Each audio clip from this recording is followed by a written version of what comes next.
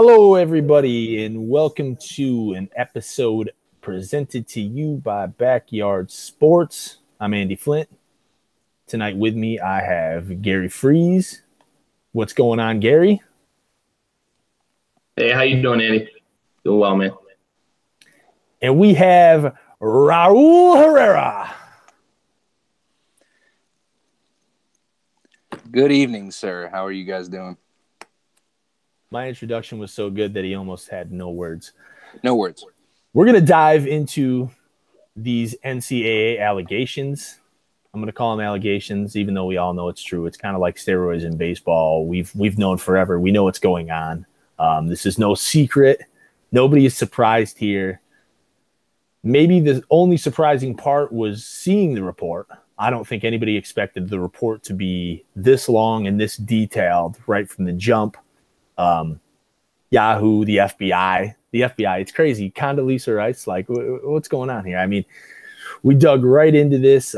They jumped all over it. And I know a lot of people have questions about whether the FBI should be spending their time investigating this, opposed to other things, but we'll hold that. So, a couple of the questions we wanted to go over tonight is, what is the NCAA going to do? And furthermore, what should they do about the coaches and the players involved and linked in this investigation? And we've already seen something starting to happen. Some of the implications, Shaquille O'Neal's son, decommitting to Arizona already. Gary, I'm going to let you take this one first. What do you think should happen to the players and the coaches involved? Yeah, that's a good question. With a lot of the teams that have players that took money from agents, I don't know what you can do to the teams if the coaches weren't involved, because really the programs aren't necessarily at fault in that sense. Like with Duke, they had a player take a meal. Markel Fultz took money. Some big names took money at big programs, and the programs from the reports we've seen haven't had a lot to do with it, except, of course, Arizona that you just brought up with Shaquille O'Neal. Sean Miller is kind of in the shit. There's no ifs, ands, or buts about it with him. He's doomed. He's doomed. That's gonna be on the level of like Louisville, probably. Maybe not as drastic because it's the second time that Pitino got in trouble and it's the first time for Sean Miller. But what they should do about it is they should punish the players, set an example, but really they've got to come up with a solution to kind of take this stuff out of basketball. And that's what really should come of this, is a real discussion about what the next steps are, because it's impossible to stop this stuff unless you really take a long, hard look at what amateurism really is. All right. So, Raul, we're going to go the same question to you, and I'll say it again. What should the NCAA do to the players and the coaches involved? So, Gary, I think brings up a really good point. It comes back to, I don't really think there's anything that you can do because this is something like we've all talked about. This is something that everyone knows is happening. It's the first time it's really been out in the openly talked about. I mean, I went to school with people who were getting, treated by scouts and yada, yada, yada, on their way into college sports. And it's a very common thing that's known. But I think, unfortunately, because the rules are in place and even though it's something that we all know is happening, I think that it means that they need to go ahead and just prosecute and do whatever they have to do. I mean, unless they can come up with some kind of rule that's going to basically sidestep all of that, which I don't see happening. I think that they're going to end up having to suffer the consequences and unfortunately made an example of. And the only thing I can think going forward is if they find some type of solution to where they kind of meet in the middle, because, it's a common, this is a big controversy that everyone's been talking about for years, is that, these organizations, these colleges are making money off these players who are, for the most part, not making any money. So I think it's definitely something that needs to be, something needs to change on that front. But as far as what's already happened, unfortunately, they're going to have to go downstream.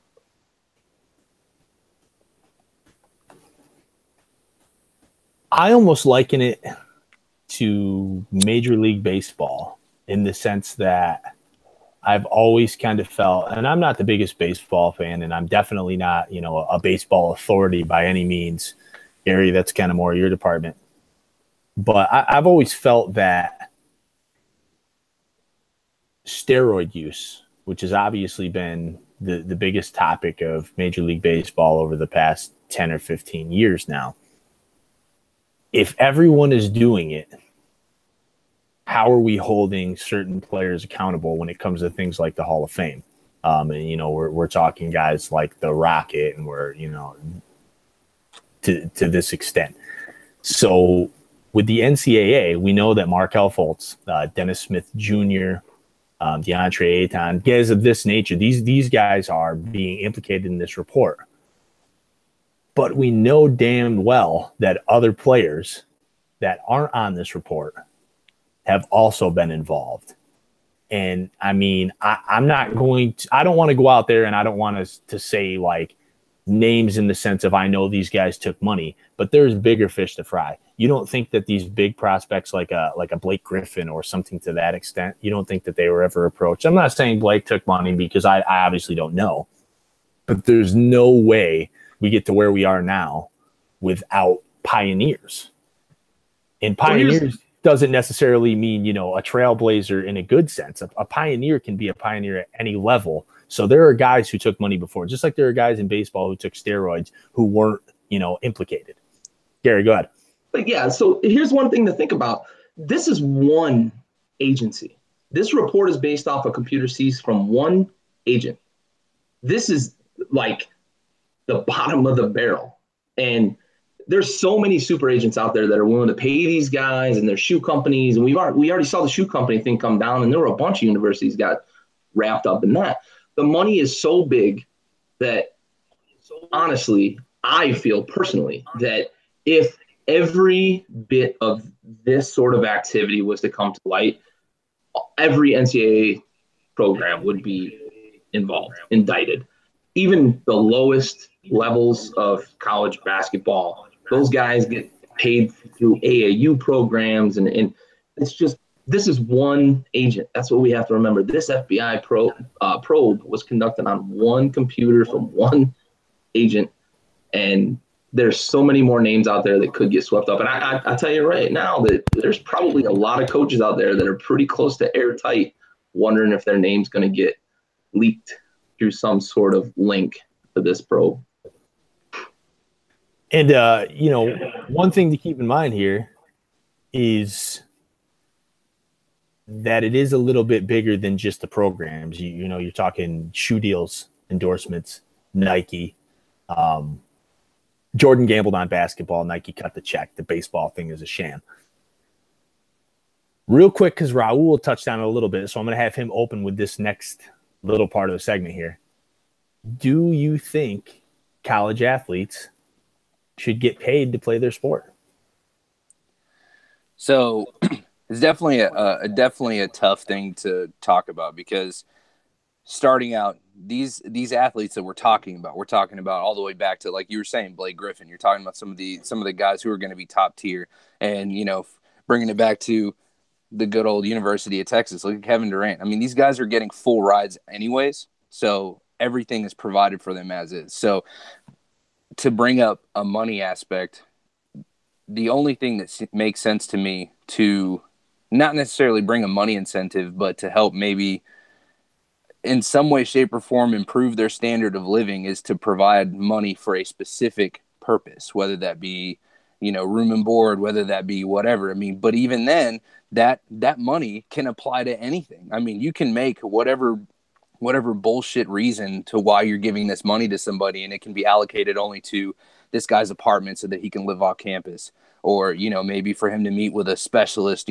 some specific trainer or somebody to him, anything of the sort. He's already has that. These athletes, he or she, they already have this. So, do I think that they should make money? I think that it takes an exemplary skill set to be able to be a college athlete and ultimately a professional athlete. But do they need to start making money in college? It's tough. I mean, I would say yes, but they already have so much being handed to them. I don't really know where you can justify giving them money and it actually serving a constructive purpose as opposed to just money for them to go spend at the mall or at the whatever. I mean, where they're going to go blow money. I mean, we've seen it. We've seen it with Johnny Manziel selling his autographs, and you've seen it time and time again with these college athletes doing that, selling autograph, balls and jerseys and whatever. So it's definitely a slippery slope. So I would definitely say yes, but I don't know where you could allocate that money in a constructive way to where it's not just blatantly handing you cash in your bank account. Gary, I can tell by the facial expressions. Let's go. So there's two big things to consider when you talk about paying athletes, right? One is every athlete would have to be paid the same across the board. It's the way NCAA athletics work. Unless you're going to change it and try to say that one sport prefers or it takes precedence or preference over the other, then you run into the whole situation where, Title IX has implications there, and there's so much more that goes into it. These athletes do get a stipend, and Raul started to allude to it. They get a stipend. They get an apartment or food or this, that. And it depends on the school. Some schools have bigger stipends than others, and et cetera, et cetera. You get a scholarship, you get a lot of things that come along with it. So to pay them a salary would have far-reaching implications across that. Plus, they'd have to start taxing their scholarships. And you're talking about $100,000 possibly over 4 years that they get taxed on. Now, mind you, that's not a huge lump sum of money, but where are the kids going to come up with that tax dollars to pay out for their scholarships that are being paid? If they're paid athletes, that's the way it is, right? The other piece of it is where do we draw the line on labor laws with this too? Because these kids are going to school, they're practicing, they're working plenty of hours. Do they get paid overtime because they play football and they're allowed to practice more hours? Do they get paid overtime if they're, say, a tennis player who is studying for, I don't know, some sort of scientific degree that requires them to be in class for 80 hours a week and doing studying and doing schoolwork and the stuff that has a really high bandwidth? Where do we start getting into labor laws as pertains to these students if we start paying them? And if we let them unionize, that's a whole nother can of worms. And I know that Northwestern started that, and it's a good idea on the surface because they're trying to protect student athletes. But man, there's so many other considerations for that would never, ever work. I do have a solution to propose, but I think we're going to get to that later. So my thing is, and I'm going to stick to NCAA basketball because that's what I've had the time to look at. That's kind of my niche. And, it's going to take me a whole staff of guys in black suits and nice shades to get through the rest of the piles of paperwork. But here's one thing to consider. March Madness by itself nets the NCAA. Do you know this number? $900 million. $900 million. $900 million. I mean, just say that like 5 or 6 times to really have it fully like set into your brain. $900 million. So I hated math in high school. Probably my worst subject. I still don't like math. I think numbers are stupid. But I went into my computer a little bit earlier and I was looking at some things. Duke out-of-state tuition is about $50K a year. Okay. And we're just going to go 1 year because nobody who's any good plays more than 1 year, which is another problem altogether. We'll get to it another time. So $50,000 a year. We'll say 14 players to a college roster and 68 teams in the March Madness tournament. That comes out to be a little under $50 million. $50 million. So that means the NCAA is walking away with $850 million from one event. And it is the largest event that the NCAA offers, money-wise.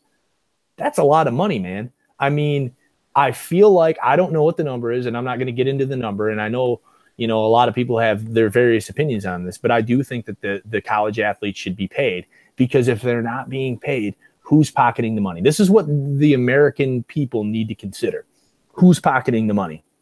I can tell you who's pocketing the money. The same people who have been pocketing the money for decades. It's the same guys. It's the old white dudes. I'm sorry. I'm not trying to get political, but it's the same people. It's the people who are already rich. It's like when you say that football players or baseball players or NBA players are overpaid. And I always come back at people with this. If they're not getting the money, who is? And the answer is billionaire owners or millionaire executives. Who would you rather have? Carmelo Anthony, who's from the mean streets of Baltimore, getting $30 million a year when he probably makes his franchise in his prime something like $200 million or $300 million a year. I mean, we already proved a couple years ago that LeBron was worth over $1 billion a year to the Cavaliers, and he makes like, you know, the top because we have a cap here. I mean, he makes $30-40 million a season as a player. So pay them something. It doesn't have to be anything extravagant, but pay them enough to buy some Jordans. You know, maybe they got a little extra money to go out to a nice dinner, something like that. It doesn't have to be anything crazy, but if not, we're perpetuating this cycle of working class people who pay money to go to these games, paying for millionaires to take vacations. And that's just as simple as it gets to me. And I don't claim to have the full answer here, but I think that we do need to look into paying these athletes. And I think that it needs to go based on sport. Because obviously something like volleyball makes less money than football, or, you know, lacrosse probably doesn't make as much money as basketball. But there has to be something here. And I know everybody comes with the education angle, and I'm trying to keep it short here. Sorry, guys. And they do get a free education. But I'm telling you right now that a player like Kyrie Irving doesn't care about his Duke education for 1 year because there's no reason for it. He knows he's going to make millions in the pros. And we know he didn't get one because he thinks the earth is flat. And it's just absurd to me. The NCAA is broken, especially in basketball. These players are going to start playing overseas because the competition is already better as it is. So we've got to figure it out. Give these guys a little money. They just need a little money. That's all it is because they're making the school so much. So here's the thing that complicates that, and I'll make this quick. Just one parting shot on this. You brought up volleyball, and there's field hockey, and there's like 100 and some NCAA sports that various colleges take in, right? If you try to say that a football player is worth more than, let's just say, let's just stick to basketball, right? A men's basketball player is worth more than a women's basketball player. You're violating Title IX. You are, and there's already law in place that makes this sort of thing equitable. That's where you start to get into kind of the red tape of it all, right? And there's a better solution out there. There is. And I promise I'm going to let you know what it is. Raul, do you have a closing thought on this, or do we move to the next? Yeah, no, I think that to close this up as quickly as possible, I think that I see where you're coming from, but ultimately these guys are all given full rides again. They're all given full rides. They're all, for the most part, with the exception of this illegal money that's being filtered to these players, these guys are all having an equal shot. They're all going to these D1 colleges. They're all given full rides. They're all given equal playing field. I don't think that we need to agree with Gary. I don't think that we need to give one player more than another based off of sport. We need to keep it even. I do agree that they need to be paid, and I think that we need to find a constructive way to justify paying them. But I don't think that one player should be paid more than another. I think it's just a matter of like, okay, obviously your top players in this sport are going to get paid more than like your walk-ons or, you know, your guys who, you know, tried out or whatever. But as far as, you know, have a tier 1, 2, 3 for each sport, but your tier 1 in baseball gets paid the same as tier 1 in basketball, same as tier 1 in football. I mean, you can't do that where it's uneven like that. Cause I mean, and to avoid politics like the fucking plague, the moment you pay a female volleyball player less than a male fucking water polo player or whatever bullshit sport you want to throw in there, you're going to throw male versus female. And today, like, dude, you cannot do that. You absolutely can't do that. Noted. And I like the tier thing too. I think that the tier thing is actually a very good idea. I was simply saying, I think that they take this sport brings in X amount of dollars a year. We pay players based off of that compared to this sport that brings in X amount of dollars a year. Anyway, so let's go to the last category. Gary, we're going to start with you because you said you already know the answer. How the hell do we fix this? All right, so this is as straightforward as you can get, right? Let the players make money off their likeness. It's that simple. You let these players get into college and you make them stay 3 years. That way, if they're out there doing things that are against NCAA rules, against regulations, then they've got to pay the piper. These guys that are there for a year, they don't care. Markelle Fultz didn't care about taking money at Washington because he knew he was leaving after year one. Dennis Smith Jr., the same thing. He knew he wouldn't pay the price. So you make it so these guys can leave high school and get drafted, or they go to college and they have to stay 3 years. That's the way baseball does it. And you don't see this stuff in baseball. You just don't see it because these guys know that if they fuck up in their freshman year, they're going to pay for it their sophomore year and their junior year before they can even get drafted. So if a player decides to go to college, you let them make money off their likeness. They want to sign a shoe deal and go play at Duke. They want to sign a shoe deal and go play at North Carolina, or a cleat deal and go play at UT. Let them. If the shoe company is willing to pay them, let them. Because the reason the FBI got involved is because it's tax evasion.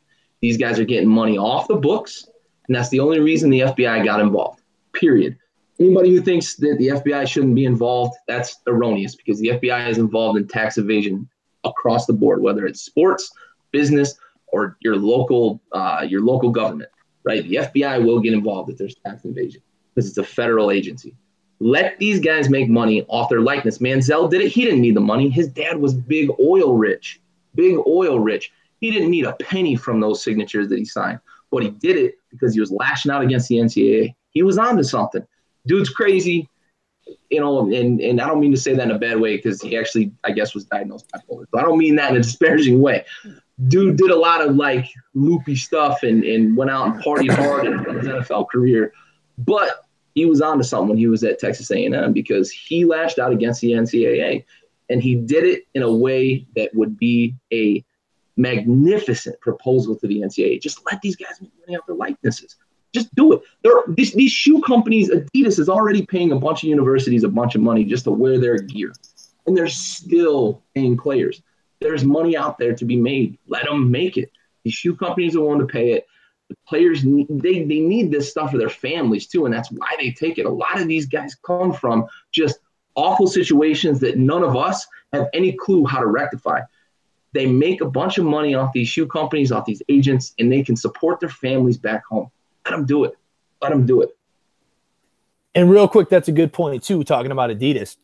These big companies, Adidas, Nike, Reebok, Under Armour, they make money too in college sports, not just the NCAA. They're making money, and it's also off of the players. And Johnny Manziel, he made his stardom with Coke the same way Tim Tebow made it with Christ. Raul, fixing this. How are we doing it? Amen. Okay, so here's what honestly I think that Gary's definitely onto something, but I think one thing that wasn't really discussed about his plan is more importantly the evolution of the player. I mean, moving from a high profile high school athlete to a college athlete to a professional athlete, there's that level of responsibility, and I think from a political standpoint, if you're making money, you've got to pay the piper, because guess what? Whenever you sign that monster contract with the team that signs you, and you're a freshman coming out of college and you sign to whatever insert sports team here, you're going to pay taxes, and you're going to. I mean, it's just going to happen. So I think that the certain level of accountability comes in, and it's going to teach these guys early on, like, hey, all right, I have the opportunity to really make some money, provide for myself, provide for my loved ones, whoever it is, random people on the street, however you want to do it. But you're going to pay taxes. If it means that Nike signs a deal with a college athlete and then turns around and says, hey, not only we're going to give you this money, but we're also going to hire you a CPA so that you know how much money you need to be setting aside for taxes or whatever. But I mean, be constructive about it. That's the important thing. I'm down. Like I said, give these guys money. They deserve it. And again, like you said before, Andy, if you're going to continue to give these guys money, or if you're not going to give them money, then who's going to pocket that? People that don't deserve it. You know what I mean? And the prime example is, do you want Blake Griffin or DeAndre Jordan to make all the money, or do you want fucking Donald Sterling to make the money? Back whenever he was still, you're thinking of shithead people. People that don't deserve it, yes, they made good investments. Do I want Jerry Jones pocketing money from the Dallas Cowboys? Fuck no. He's trash. Like, I'm not at all a fan of Jerry Jones. But would I like to see more money in another guy like Cole Beasley's hands? Yeah, absolutely. Or, any college athlete. I want to see that. But you got to be constructive with it. And I think that Gary's way of doing it allows that accountability. It allows these guys to learn very quickly in college, even if you're a freshman or if you're a senior and you're going into the draft. You're learning very, very early on that, hey, I have this money, but I have this responsibility and I have an obligation to the government to pay my taxes, and I have it to my followers and my friends to not get in trouble. And it helps these guys get straight in line. And also, again, you're going to eliminate the under the table stuff by making it public. So it definitely solves a lot of the issues for sure. Yeah, and I'm not a big fan of the FBI. I habitually run from you guys in Grand Theft Auto. I have no problem with it. I'll continue to do so. As far as the ramifications here, I feel like give them the money. Gary talked about 3 years. I've always supported, in my mind, a 2-year thing, mostly for basketball. We don't worry about it a lot of times in football and things of that nature. Basketball is really where it comes. You had a guy like LeBron James didn't even really want to finish his senior year. A lot of that was due to LeBron James didn't want any part of college. We know the college system, especially in basketball, is broken. A lot of these guys are going to start going overseas. They already have been going overseas. LeVar Ball, who nobody likes because he's a troll, wants to pay guys $10,000 a year, and he may be onto something because as crazy as LeVar Ball is, he might have a method to his madness sometimes. I would like to see guys in the NBA have the option to come straight up high school, because I believe when you're 17, 18 years old, you're able to sign up for the military. You can go take a bullet for your country, things of this nature. You should be able to make a decision as a man.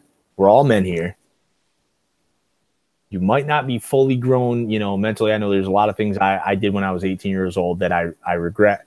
But if you're able to make business decisions, you're able to affect your own credit, things of that nature, you should be able to go into the pros. If you go to college, I feel like you should have to play 2 years.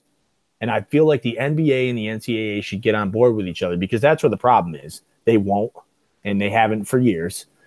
But they need to, because it's bad for the college game, and it's bad for pros coming into the NBA, because now these NBA coaches have to deal with guys who aren't fully developed, and they have to hinge on this. Do I develop players? Do I win now? Things of that nature. So it's all messed up.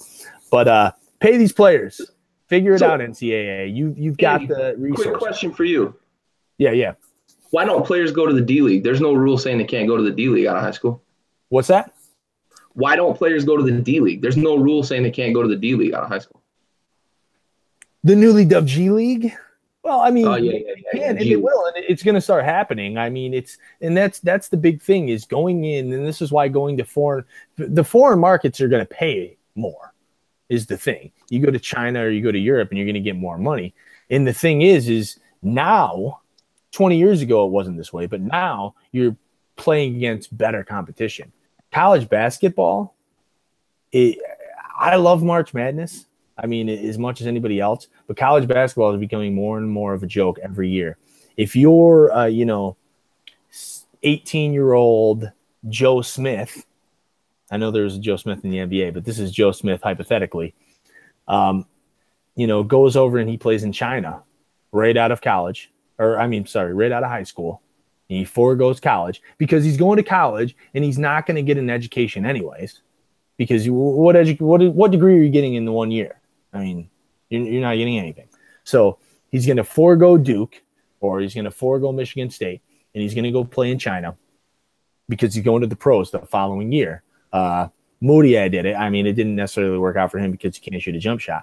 But this player is going to play against 30, 35-year-olds, 25-year-olds. He's playing against grown men opposed to a bunch of 17, 18, 19-year-old guys who are wet behind the eye. It's just the competition level is so much better in pro basketball. And even the guys he's going to meet that are his age, that are 17, 18, 19 years old, if they're foreign, they've been playing pro ball since they were like 15. So it's just the competition's better nowadays, and it's going to keep increasing, sadly, for the NCAA. So they need to do something to fix this now. And I think if they get the incentive of paying players some money, it doesn't have to be, we're not talking about paying these guys hundreds of thousands of dollars a year. I mean, to an 18-year-old kid going to Duke who's getting the free ride for, say, 2 years, because now he's forced to play 2 years, if you give him $10,000 to $20,000 a year, and that's not going to touch it, because I told you that they're profiting $850 million off of 68 teams for just the March Madness tournament alone. $10,000 to $20,000 a season, that guy's he's gonna live okay. He's gonna have nice clothes. That's what college kids care about, because at the end of the day, they're trying to get skirts. That's all they're trying to do, right? What were you doing when you were 18? You're trying to get girls, and you're doing shit like you want a nice watch, you want to have on nice clothes, you want to be able to buy, drinks and shit like that. I mean, you want to take a girl to dinner. That's all it is. Just pay them a little bit of money. That's all they need to get. A little bit. Get their toes wet. Let's go to the closing statements real quick. We'll go with you first, Raul. All right. So in closing, I think we all can agree that these guys definitely need to get money. There's no doubt. There's no doubt about that. And just kind of thinking while you guys were talking, I'd love to see a little bit more in return from the players as well. Maybe a little bit more community outreach. Like, hey, you are entitled to this amount of money, but in return, you've got to put in this many volunteer hours as well in the off season, or whatever. Obviously, you don't want to interfere with these guys during playing time. You don't want to do that. I mean, these guys are balls to the wall during the regular season, and I get that. But in the off season, these guys, especially people like Kyrie Irving, these guys are doing a year in college. They do not care about whether or not they get the education. At least allow them, and this is beneficial to everybody. This is beneficial to the fans. This is beneficial to the NCAA, and it's beneficial to the player. Get out there, do some community outreach, do some community service, do something with the kids, do something with the fans, do something that is just charitable as far as your time, and in return, you'll be receiving a gift, or we'll say for tax purposes a non-gift, but you'll be getting a sum of money that you're entitled to once you reach that milestone. You clock in a couple hundred hours or however much of community service time with whoever, and you're entitled to this money. And I think that's kind of a give and take. And that's another way that I think that we can be constructive with paying these players, is just doing something and getting something in return. Because you can't just give these guys money because they're good. You've got to be able to be constructive with it. All right, Gary, let's hear your final thoughts. Yeah, I think, we're all on the same page. And I'm pretty sure that most logical human beings can say it's got to change. There's got to be some change. The NCAA is definitely greedy. It's corrupt. We all know that, and there's no ifs, ands, or buts about that. The moneymaker programs typically get kind of, swept to the side. Louisville, they're kind of a white-collar program, but they messed up a bunch of times before they got hit. It takes a lot for the NCAA to do that sort of thing. Even SMU, back when they got their death penalty, that was like their third strike. So we know the NCAA is not going to do anything to these programs. So I think we all can agree they need to do something to get these players to a point where this stuff can stop. We don't have to deal with this whole tax evasion stuff and the FBI doing this, that, and the other, because nobody really wants to see the FBI investigating college players, right? Nobody wants to see that. They're doing their job because it is kind of a federal offense to evade taxes, right? Not kind of, it is a federal offense to evade taxes on lump sums. And when you're talking about what Sean Miller's talking about, $100,000, that's a year's salary for a white-collar job in America. That's a heavy lump sum of taxes that were basically disregarded. So the FBI is doing their job. If we do this stuff above board, let these players go out, make their money off their likeness, let them sign autographs. Why the fuck can't they sign autographs and make a little money on it? They're dedicating their time to do something the fans are willing to pay them for. Let them do it. Let them do it. Let them go get a shoe deal.